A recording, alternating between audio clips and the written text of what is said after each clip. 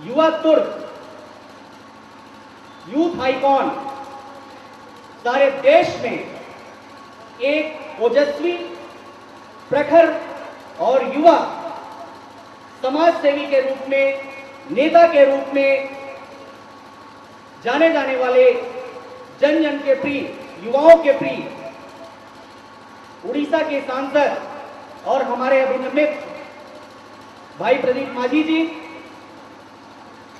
जिनके बारे में मैं अगर कुछ कहूं कि हम युवाओं के लिए क्या सोच रखते हैं तो शायद सूरज को दीपक दिखाने के समान होगा। जो व्यक्ति यहां से 2500 किलोमीटर दूर में रहकर भी, आंध्र प्रदेश के सीमा पर रहकर भी नवरंगपुर लोकसभा क्षेत्र का प्रतिनिधित्व करने वाले, और जब भी सिंगरौली की बात आती है, किसी सामाजिक मुद्दे की बात आती है, तो शायद मुझसे ज्यादा चिंतित रहने वाले भाई प्रदीप माझी जी का भी मैं अभिनंदन करता हूं। हमारे बीच में हमारे अपने लोकप्रिय विधायक श्री रामलल्लू बैस जी, हमारे अग्रज सिहावल विधानसभा क्षेत्र के सांसद, सिहावल विधानसभा क्षेत्र के विधायक भाई विश्वामित्र पाठक जी, जो कि अपना बहुत ही कीमती समय, कई जगह उनकी एंगेजमेंट थी, कई जगह वो व्यस्त थे, उसके बाद भी जब हमने उनसे कल आग्रह किया तो उन्होंने कहा अश्विनी जी हम आपके कार्यक्रम में जरूर आएंगे, यह बहुत ही पावन कार्य है, हम आएंगे। और उन्होंने आज आकर यह साबित कर दिया कि उनकी सोच इस जिले के प्रति कितनी है। सिहावल क्षेत्र के साथ विधायक आदरणीय श्री विश्वामित्र जी का हार्दिक स्वागत हमारे श्री डॉक्टर उमेश दीक्षित जी कर रहे हैं। कृपया जोरदार ताली बजावें। सिंगरौली क्षेत्र की प्रथम महिला महापौर रेणु भाभी जी, जिला पंचायत अध्यक्ष और हम सबके घर की बहू श्रीमती राधा सिंह जी, बिहार प्रदेश के समाज सेवी, जन जन के प्रिय, बिहार से हमारे बीच में आए हुए भाई हरेंद्र दुबे जी, छत्तीसगढ़ के समाज सेवी भाई गजेंद्र सिंह जी, पूर्व जिला पंचायत अध्यक्ष श्री अशोक शाह जी, जिन्होंने इस कार्यक्रम को सफलतम रूप देने में अपनी अहम भूमिका निभाई और पग पग पर मेरा मार्गदर्शन करते रहे, और अपने अनुज से भी ज्यादा जिन्होंने मुझे प्यार और सम्मान दिया, भाई उमेश दीक्षित जी, श्री राम शिरोमणि शाह जी, श्री केसी शर्मा जी,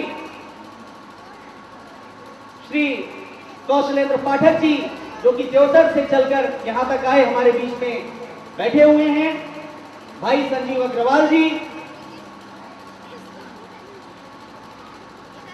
हमारा हर पल हर कदम पर सहयोग करने वाले, हमारी हर हाँ में हाँ मिलाने वाले, हम सबको लेकर जहां भी मेरी बात आती है, समाज की बात आती है, मैं सोच रखता हूं, मेरा हर कदम पर साथ देने वाले doctor D D Mishra ji, मेरे आदर्श, मेरे बड़े भाई श्री राजकुमार दुबे जी, मेरे मित्र शकील अहमद सिद्दीकी जी, श्री विवेक गुप्ता जी, श्री मिथिलेश मिश्रा जी, विजय सिंह चौहान जी, श्री राजकुमार शुक्ला जी, वरिष्ठ अधिवक्ता, जो उतनी दूर से चलकर हमारे बीच में आए हुए और हमारे बीच में बैठे हुए हैं, भाई हरीश खंडेलवाल जी, नवल नीरज सिंह जी, राहुल सक्सेना जी, गोस्वामी जी,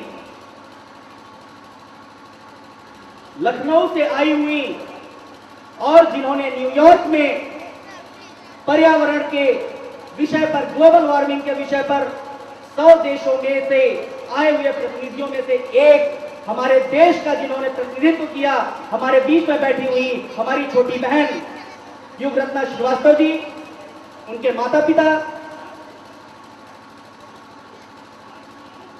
यहां बैठी हुई तमाम विद्यालयों से आए हुए छोटे छोटे बच्चे, जिन्होंने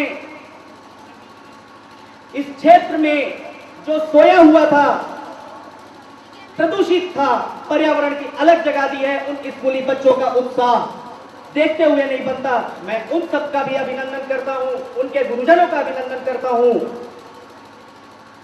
मैं यहां बैठे हुए तमाम लोग जिन्होंने इस पावन, पुनीत और पवित्र विषय पर इस सम्मेलन में अपनी भागीदारी निभाने की, यहां बैठकर इस बहस में, जो बहस, जिस विषय पर बहस हो रही है, बहुत ही ज्वलंत है। यहां बैठे हुए तमाम साथीगण, पत्रकारगण, भाई संदीप श्रीवास्तव जी, और यहां मौजूद विजय वैश्य जी, नगर पालिक निगम सिंगरौली के अध्यक्ष, राम नरेश द्विवेदी जी। आज मैं यह बताने की आवश्यकता नहीं समझता कि हमारा विषय क्या है। यह कोई राजनीतिक विषय नहीं है, यह किसी पार्टी का, किसी दल का कोई कार्यक्रम नहीं है। यह एक जनरल अवेयरनेस प्रोग्राम है, एक सेमिनार है और एक सामाजिक शुरुआत है। मैं आप सभी छोटे छोटे बच्चों को और यहां मौजूद तमाम लोगों को यह बता देना चाहूंगा कि हमारा सिंगरौली जिला इस देश के 7वें अत्यधिक प्रदूषित क्षेत्रों में से एक है। इस जिले में कोई भी ऐसी बीमारी नहीं है जो ना हो, इस जिले में कोई भी ऐसा प्रदूषण नहीं है जो ना हो, कोई भी ऐसे केमिकल्स नहीं है जो यहां के लोगों के खून में ना पाए जाते हैं। और यह हाल तब है जब इस क्षेत्र से 10,000 मेगावाट इलेक्ट्रिसिटी का प्रोडक्शन हो रहा है, और जिस दिन 2013 या 2014 के आसपास विद्युत उत्पादन 30,000, 35,000 और 40,000 मेगावाट होगा, मैं उस भयावह स्थिति की कल्पना करके सिहर उठता हूं। मैं दिल्ली में रहता हूं, आप सभी लोगों के बीच में पला बढ़ा हूं। मैं किसी राजनीतिक दल से कोई संबंध नहीं रखता हूं, परंतु मेरी सोच यहां के समस्त उन लोगों के लिए है जो इस क्षेत्र में रहते हैं, उन बच्चों के लिए है जो धूल की तरह नहीं, फूल की तरह खिलने चाहिए, मगर धूल की तरह खिलने का दिन आ गया है। सारी सिंगरौली आने वाले दिनों में काल के गाल में समाने वाली है। मैंने यह विषय ऐसे ही नहीं चुना है, इसके पीछे की कहानी बड़ी दर्दनाक है। आप सभी लोगों से आग्रह करूंगा कि जरूर सुने, बहुत ही दर्दनाक कहानी है। बात भोंटी व गहिलगढ़ की है। मैं आज से 3 वर्ष पूर्व दिल्ली जाने के लिए शक्तिनगर की तरफ से जा रहा था। जैसे ही तेलगवा आरटीओ बैरियर के पास पहुंचा, फटे हाल एक परिवार, जिसमें एक अधेड़ पति पत्नी, 3, 5 से 10 साल की उम्र के बच्चे थे। एक बच्चा जो करीब 7 वर्ष का था, बुरी तरह उल्टी दस्त हो रही थी। अन्य 2 बच्चे भी बुखार से तड़प रहे थे। मेरी गाड़ी को उस आदमी ने रुकवाया। ड्राइवर नहीं रोकना चाहता था, फिर भी मैंने रुकवाया और पास जाकर पूछता, उससे पूर्व ही वह आदमी रोते हुए बोला, मेरे बच्चे मर जाएंगे, शक्तिनगर हॉस्पिटल पहुंचा दीजिए। जिसे मैंने गाड़ी में बैठवा लिया। शक्तिनगर हॉस्पिटल में जैसे ही पहुंचा तो अस्पताल के चिकित्सक 5,000 रुपए की मांग करने लगे उनसे डिपॉजिट करने के लिए। उसके पास पैसे नहीं थे। इस बात पर अस्पताल प्रबंधन ने कहा कि अगर तुम्हारे पास पैसे नहीं है तो वेढ़न अस्पताल में चले जाओ और वेढ़न अस्पताल में अपना इलाज करवाओ। यह इलाज तुम जैसे लोगों के, अस्पताल तुम जैसे लोगों का इलाज करने के लिए नहीं है। मैं खड़ा हतप्रभ सोचता रह गया कि जिसकी जमीन, जिसका घर, जिसके रिसोर्सेस, जिसकी एनर्जी, उसके बच्चों के साथ यह दर्दनाक स्थिति, उतने में उस बच्चे की हालत बहुत बिगड़ गई। मैंने तुरंत 5,000 रुपए जमा करवाए और डॉक्टर से जाकर पूछा कि आखिर में इस बच्चे को हुआ क्या है। उस डॉक्टर ने कहा कि गंदगी में रहते हैं, झोपड़पट्टी में रहते हैं, गंदा पानी पीते हैं, राखड़ का पानी पीते हैं, धुएं में रहते हैं, तो क्या होगा। मेरा रोम रोम कांप उठा और साथ ही साथ उस चिकित्सक ने उस समय तमाम औद्योगिक इकाइयां सिंगरौली में लगने जा रही थी, लैंड एक्विजिशन का काम जोरों पर शुरू था। उसी समय मैंने बीड़ा उठाया और अपने 3-4 जो हमारे मार्गदर्शक हैं, उन मार्गदर्शक से इस विषय पर चर्चा किया। उन्होंने कहा निश्चित तौर पर अश्विनी बाबू एक तो बात होनी चाहिए, और उसी के उपरांत हमने यह विषय चुना और इस विषय पर हमने यह प्रण किया कि कोई राजनीति नहीं होगी, हमारा विषय ही हमारा मुख्य अतिथि होगा, हमारे विषय को लेकर ही हमें जो कुछ भी करना पड़ेगा मैं छोटे छोटे बच्चों के साथ करूंगा। और आज उसी की शुरुआत हमने कर दी है, उसी का शंखनाद हमने कर दिया है और नतीजा आप सबके सामने है। ये छोटे छोटे बच्चे, ये लोग, ये माननीय मंत्रीगण, विधायकगण, जनप्रतिनिधि और अधिकारीगण इस मुद्दे पर सब मेरे साथ खड़े हैं, क्योंकि यह पुनीत कार्य है।